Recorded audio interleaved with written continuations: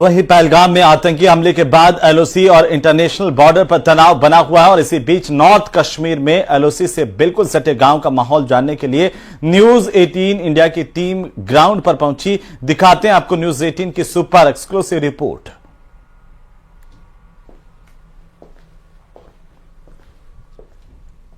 जंग देखिए, 71 की जंग देखिए, ये हमें दिखा रहे हैं कहाँ कहाँ पे गोले लगे। देखिए गोलियां लगी हैं, तो क्योंकि जब यहाँ पे सीज फायर वायलेशन होती है तो यहाँ पे गोलियां लगती हैं और गोले भी ऊपर से गिरते हैं।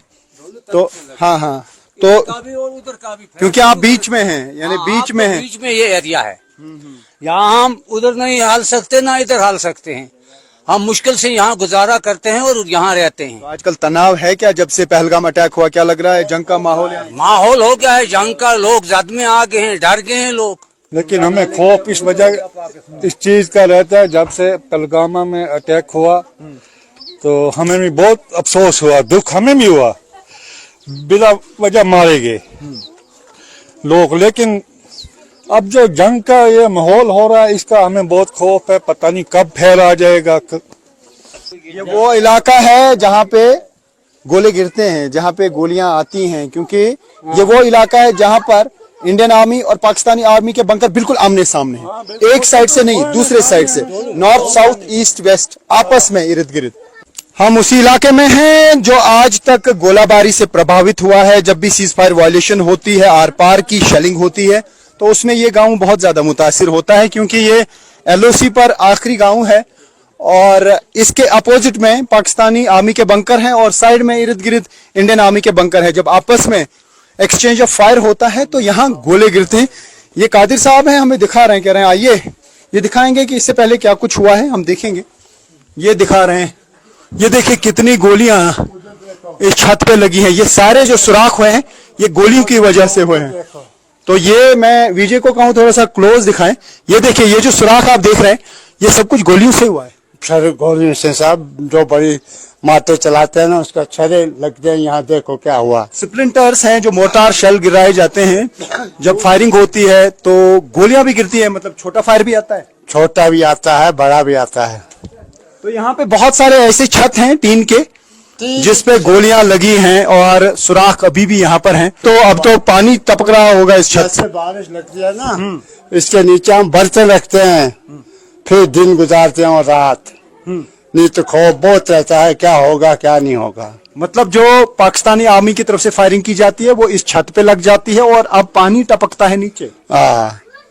पानी नीचे टपकता है, फिर उसके नीचे हम बर्तन रखते हैं, फिर उसके नीचे रात गुजारते हैं। जो हालात हैं ये बयां कर रहे हैं कि क्या हालात रहते हैं एलओसी के एरियाज में जब फायरिंग होती है, आर पार की शेलिंग होती है। तो ऐसा ही खौफ का माहौल फिर से पैदा हुआ है।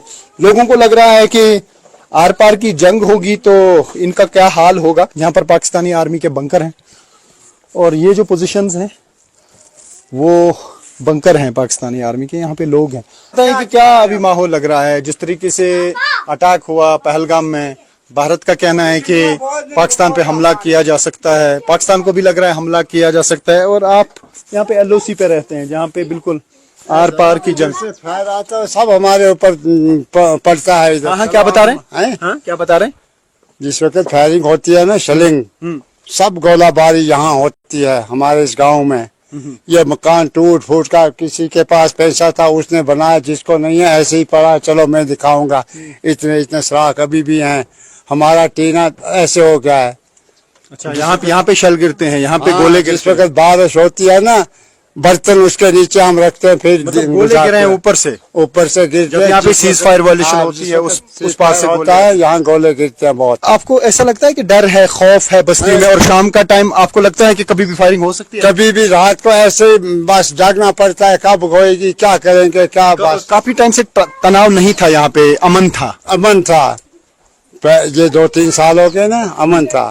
फिर आज फिर बोलते हैं बस जंग हो जाएगी, फिर ये फेर खुलेगा, इससे खौफ हिरास में आ गए हम भी।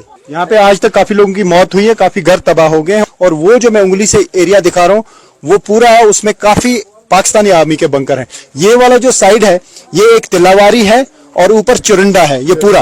तो एक बीच में से एक लाइन है, यही लाइन ऑफ कंट्रोल है और ये लाइन ऑफ कंट्रोल का आखिरी एरिया है इस साइड से। यहाँ पर चाहे वो हतलंगा हो, या उससे मुल्हिका जितने भी गांव हैं ये मिला के ये सारे आखिरी गांव हैं उड़ी सेक्टर में लाइन